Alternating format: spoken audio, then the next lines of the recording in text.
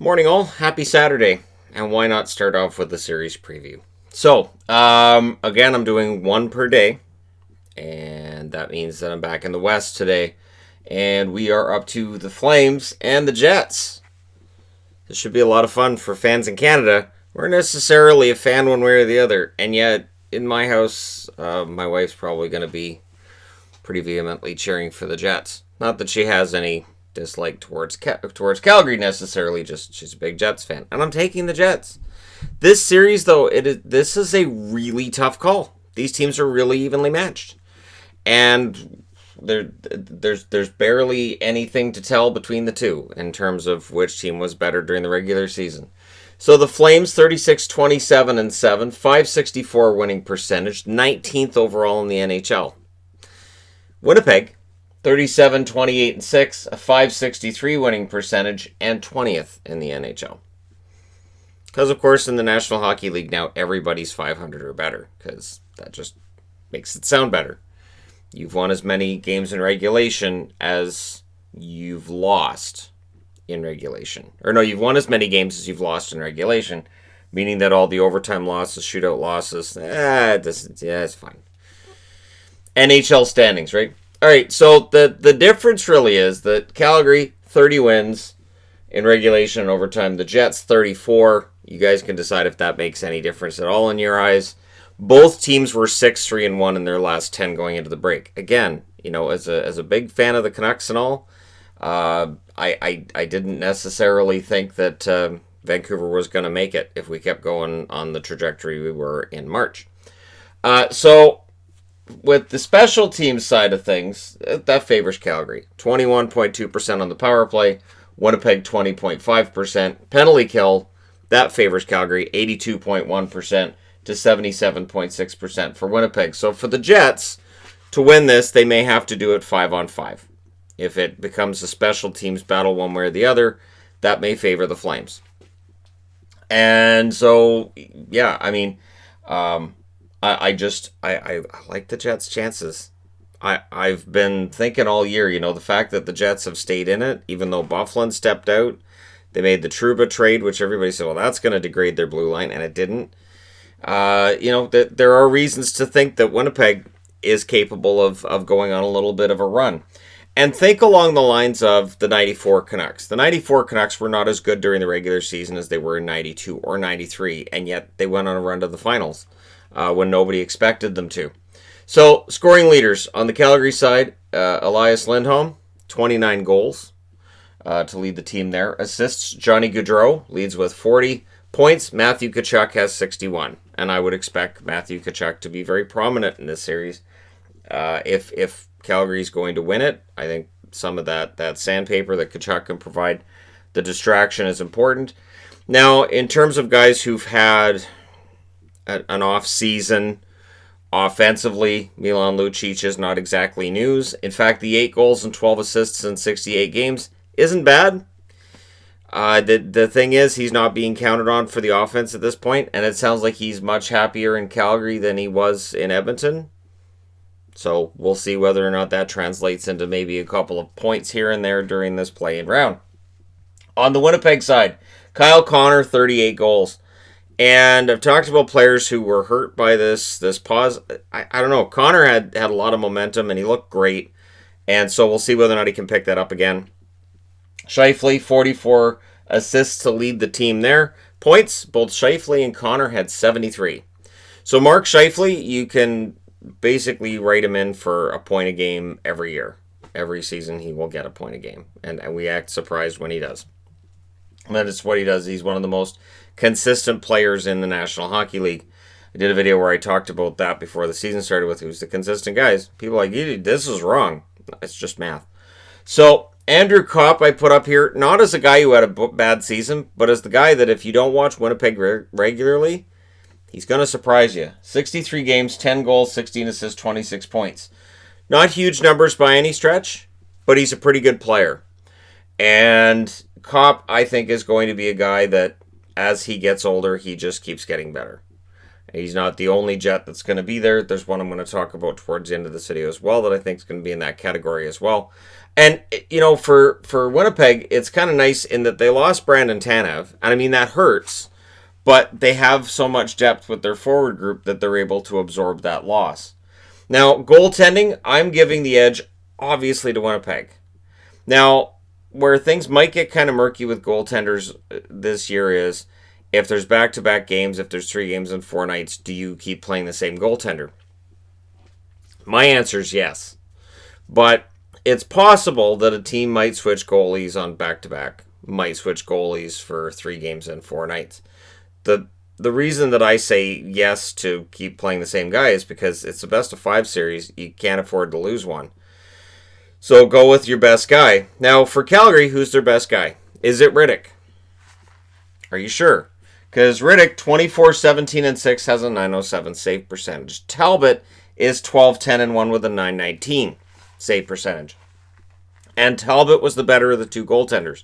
This is a trend with Riddick that we saw last year, we're seeing this year. And again, Flames fans are going to say, well, he was injured last year in the second half of the season. Fine.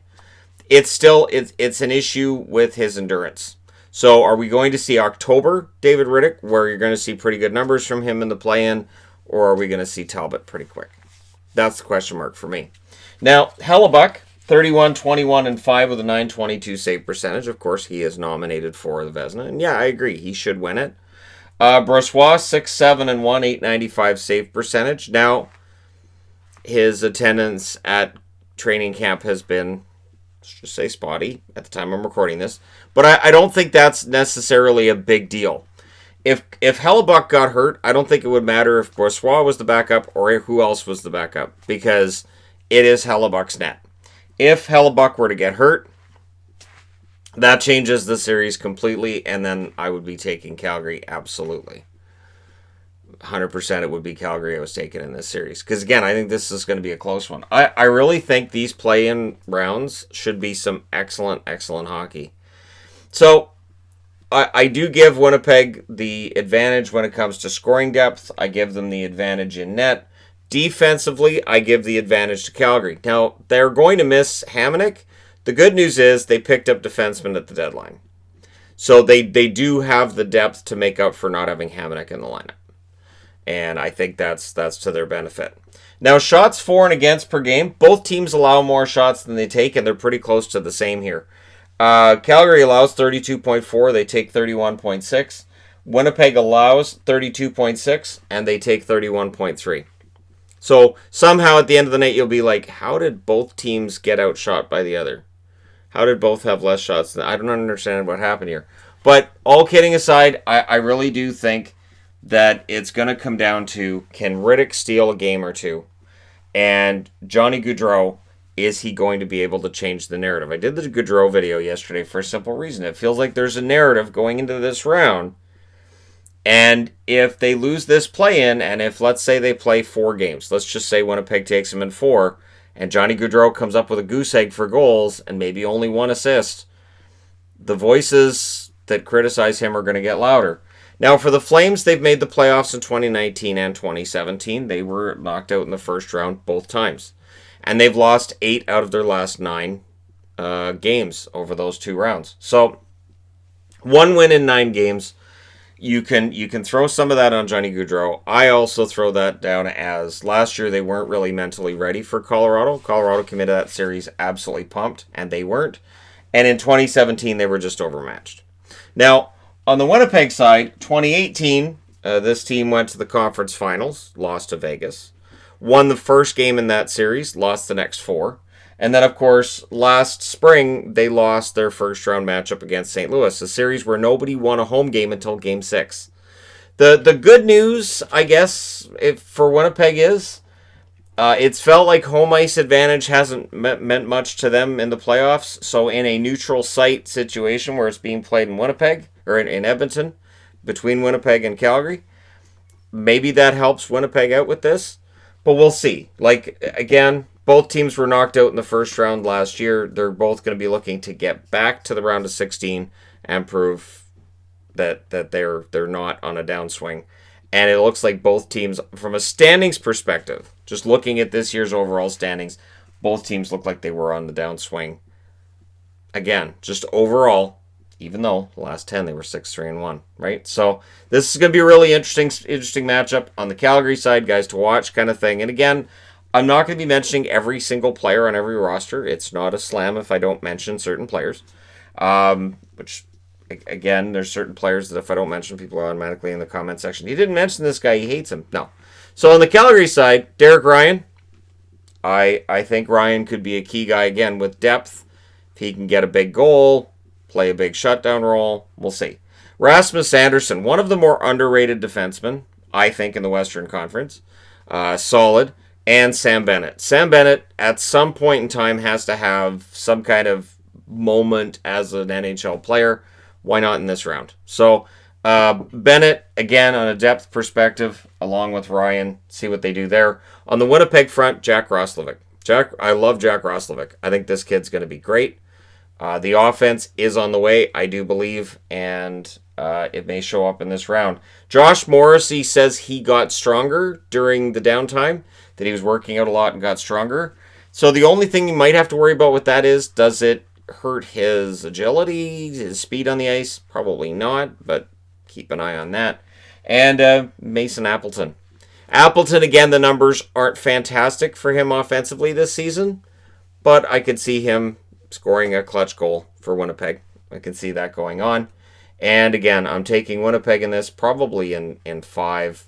Again, I think these series could go for the entire 5. Most of them, I think, could go the full 5. And I'm not underestimating Calgary. I think that this is going to be a really strong one. If Riddick can steal a game here and there, if they can get in Hellebuck's head, this series could definitely change. Let me know your thoughts in the comment section below, as always, including your winner, all that wonderful stuff. Don't forget to hit like and subscribe if you're browsing your way through. You just happened upon this video. Thank you guys so much for watching, for all your support. I will talk to you again soon.